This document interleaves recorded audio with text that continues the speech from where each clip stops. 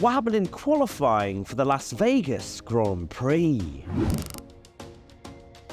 Right, let's get into Q1 then, shall we, and talk about some qualifying action and the massive, huge shock that I don't think anyone expected to this degree was McLaren. Sorry, have we gone back to the start of the year where their car doesn't work at street tracks? Saudi, for example, being a good example of that.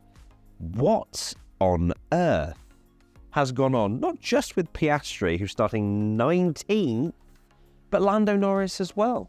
Yeah, it's bad for McLaren. You know, they've been on an amazing run of form, and I think they mentioned that they wouldn't be very good here. But I also remember Lando Norris saying the same to like Hungary, and he got a podium. And it feels like ever since McLaren got good, every single race, even if, there's been some way like they're going to be really good at Qatar, but then it was surprising how they were good at Silverstone and then good at Hungary. That are two very different tracks. So through the whole weekend, I've still kind of been like, no, they'll be up there. Even if they're not, didn't expect them to be as good as the Ferraris, for example. But I thought they'd be at least in Q3. But to not even make it into Q2 is absolutely shocking. Yeah, it really is. Question from You Better Leg It. What do you think made McLaren so slow? Obviously, Lando had a track limits and impeding issue, but still looked way off the pace. Do they have any hope of getting points tomorrow? I don't really have the answer as to why McLaren are so slow. Perhaps it's straight line speed. That being one thing, but then again, Gasly managed to get a pretty good qualifying performance in that Alpine, and they've been struggling with straight line speed as of late. Lando, of course, having more track limits problems. Seems like that's just a running trend with him. Yes, qualifying, but Piastri obviously showing that there isn't really that much raw speed in that McLaren. As for the question, do they have any hope of getting points tomorrow? Absolutely. I feel like this qualifying session I don't think it's a true representation of where that McLaren is, especially on race pace. I don't think they've looked great over the course of the practice sessions that we've seen, but I think they're in the mix at least to potentially score a point or two.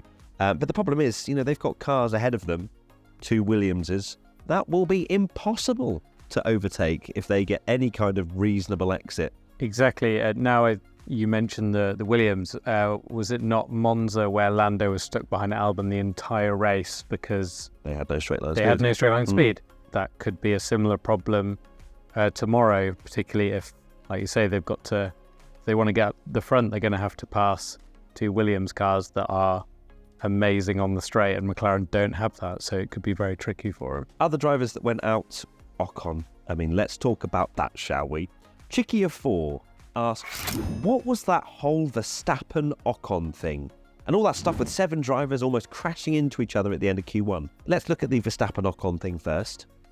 The replay kind of took it out of context because I think we just saw the end of what went on between Verstappen and Ocon. We literally saw Verstappen just dive bombing up the inside of Ocon into turn 1, and we're thinking, what's gone on here? However, Ocon was actually slipstreaming Verstappen and passed him going to both start their lap at the end of Q1. And Max Verstappen, he's done it before, he'll do it again. He will basically say to you, don't you dare overtake me as I'm about to start my lap, because you know what? I'm sending one up the inside and neither of us are getting a lap. You will never gain from passing Max Verstappen just before he's starting a lap, because he will ruin it. And it isn't against the rules either for him to dive bomb into turn 1. As long as he doesn't smash into him, he's trying to start his lap as well. No, I can't remember what race it was at the top of my head. Was it Austria, maybe? But he had something very similar with Lewis Hamilton where... Yes, it was Austria. It was Austria, where Hamilton passed him and he went, okay, I will pass you back into turn 1 and sacrifice my lap and yours. And Hamilton also got mucked out in that session. And like you say, there are no rules against it because he is starting his lap as well. And his lap has been compromised at the start. And he knows if he's stuck behind the Alpine for the entire lap, then it's not going to happen. So other drivers would back out, but it's Max Verstappen, and that's what he's built his whole career on. And some people don't like it. Some people love it.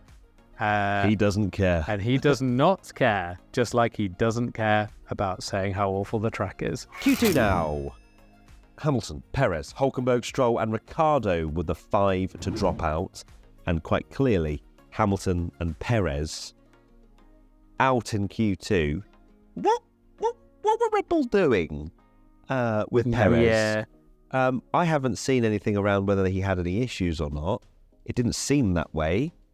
He was 6th when he was pitted, and that was a risk that perhaps wasn't worth it. No. Definitely wasn't worth it. It's weird, isn't it? Because, Perez is having not a great year, despite the fact that he is more than likely that he will finish second in the championship now, particularly as Hamilton does not look like he'll capitalise on this race based on his starting position. And for all Perez's flaws this year and how bad he's had things, there is also some responsibility from Red Bull as well with certain decisions they've made. Interlagos, for example, leaving him out so late and him getting the things like that. And then, you could see it a mile off. I saw it with 2 minutes to go when I saw Perez pulling into the pits thinking you're 6th, you're a second off the lead. That's not safe. And then you think, surely you bolt some softs on and go again. But no, just sat in the pits while the track is rubbering in at its best and everyone's going quicker. And then, of course, he starts 12th. Yeah, it made no sense. Of course, he will be promoted to 11th with Sainz's penalty. Yeah. And Hamilton, as you say, just ahead of him and will start 10th. Poor from Mercedes. Hamilton himself said over the team radio that he couldn't go any faster, which is surprising considering how quickly Russell was a good half a second clear in that particular session. Let's go to Q3 then finally, because that's where the money's at. Well, not really. No points have been given out, but I am happy. I was going to say I'm happy on I've just thought. Usually I'm happy on a Saturday because qualifying Saturday, that's when it was a Friday. Well, actually, no, it's technically a Saturday. But also the race will start on a Saturday. That could be what Charles needs. If Charles Leclerc wins Vegas tomorrow, we know it's a Saturday thing. Then I'm going to be campaigning for next year every race to be on a Saturday, because clearly, I honestly, not going to lie to you, the belief is through the roof. It's not. It's not even remote. It's not like a little maybe. I actually believe they can win tomorrow. I genuinely do. I think Ferrari are looking unbelievable. They are looking very good. We've already spoken about the conditions and how that definitely works in their favour. I'm ready. I'm ready to get heartbroken all over again. Yeah, we jumped on Twitch very briefly after. Yeah, sorry about the connection issues, by the way, for that. That was, we tried and it broke very quickly.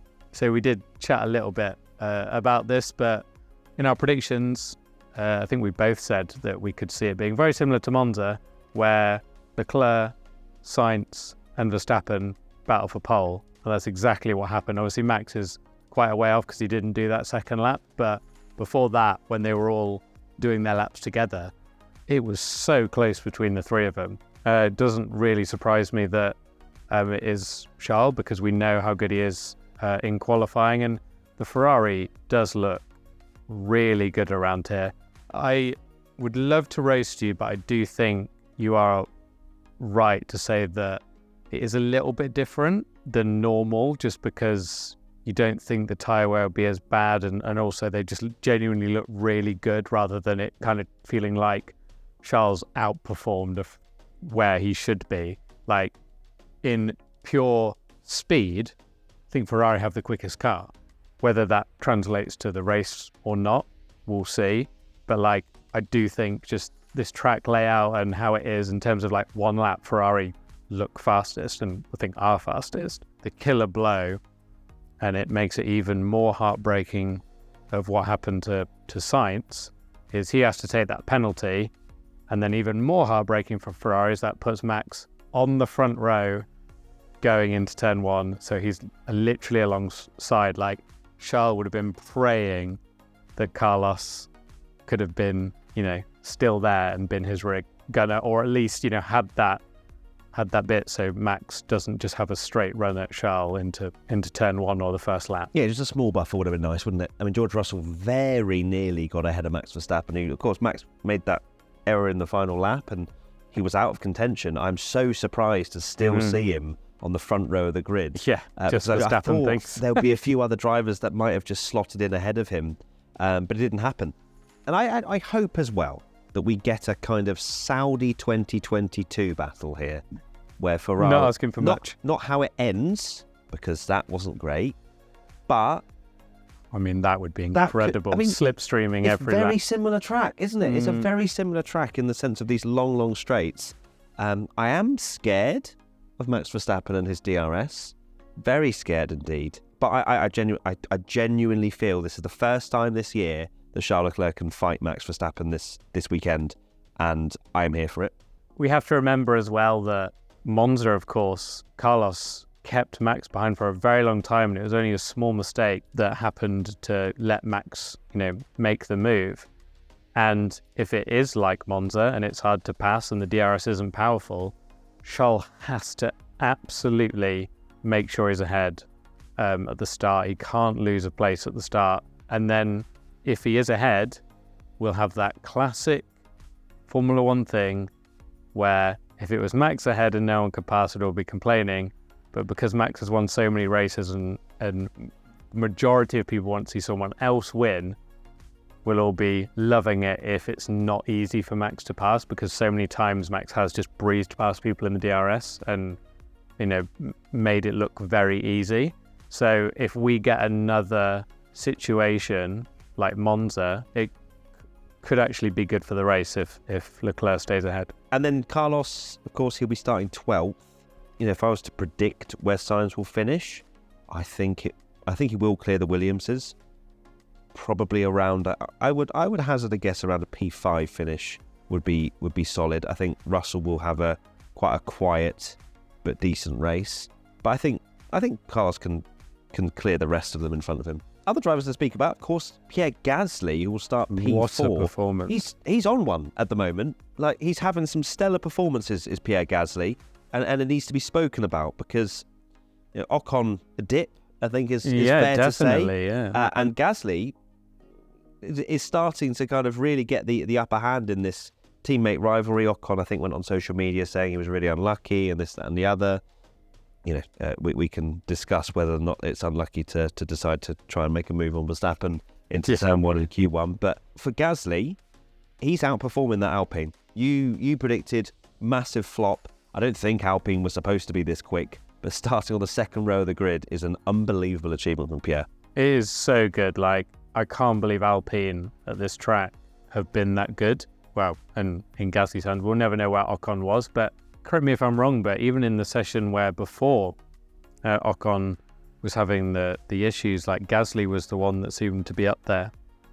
And Ocon, obviously, even with the Verstappen issues, he obviously didn't have a lap anywhere near as good to stay in after the issues. So Gasly is driving incredibly well. Very underrated, actually, like how he's gone on and seemed to gel with Alpine very quickly, and he's doing very well and picking up these like strong points finishes for Alpine, which maybe the car shouldn't really be there. So very impressive. Now, we've mentioned them, Williams, we have. They are starting P5 and P6 when Carlos Sainz's penalty is applied. Of course, Alex Albon doing things that we've seen occasionally from Albon this year. But Logan Sargent as well, he deserves a shout out. It is funny because I have seen things on social media already saying like, it's a great, well done Logan, but also you're a couple of tenths off your teammate. Isn't that kind of where you're supposed to be? Yeah. The Williams is in a position where it's clearly able to perform. And I do understand those comments, but I'm going to lean on the side of this man is literally fighting for his career. Yes, he's within a couple of tenths of Albon. That's where he's expected to be. But to deliver on the world stage around a track you've never been at, of course, everyone else is the same, but it's still a huge amount of pressure. And he delivered. And that's the key thing. That's what Williams want to see. That's what James Vowles wants to see, is can he deliver when it matters? And this is a performance that might just creep him over that line where they go on then, we'll give you one more year. Because these are the performances that make him stand out. But it was a great performance from Logan, and I'm not going to take anything away from him. He can be very proud of P7, which will be P6. He needs now to just have a strong points finish, because his problem has been that he's only got 1 point. Is that right? And a track like that, he is very, like the Williams, of course, is very good because it's got a massive long straight, and that's what they excel at. But yeah, he needs to get some big points tomorrow. He certainly does. And that pretty much wraps up our chat about qualifying. So I hope you've enjoyed. It's 3:17 in the morning. We'll just shout out Bottas and K-Mag as well, because there's some great performances for them to get into Q3, and I'm sure we'll get loads of comments from Bottas and Magnussen fans going, I can't believe you didn't mention them. So, well, there you go. Before we go, just to let you know, if you are in Las Vegas, around Las Vegas, and you want to meet myself and Tommy, we are doing a meet up at the Wynn Hotel in the main entrance. We put a post up on social media, 1 p.m. tomorrow, Saturday. So we'll be meeting some of you there. I know there's been a few messages saying that you're coming, so that's awesome. And also, that was it. Thank you so much for 10 million audio downloads for our podcast. God, yes. Someone said, I don't download the podcast, but I listen to it. That's the same thing, downloading and listening. Thank you for listening. 10 million listens on our podcast for the audio is unbelievable. So thank you so much to each and every one of you for supporting P1. We are P1, and it's all thanks to you. So lots of love. See you very soon for tomorrow, where it's funniest tweets, and it's the podcast. We'll probably finish recording at 7 a.m. Bye.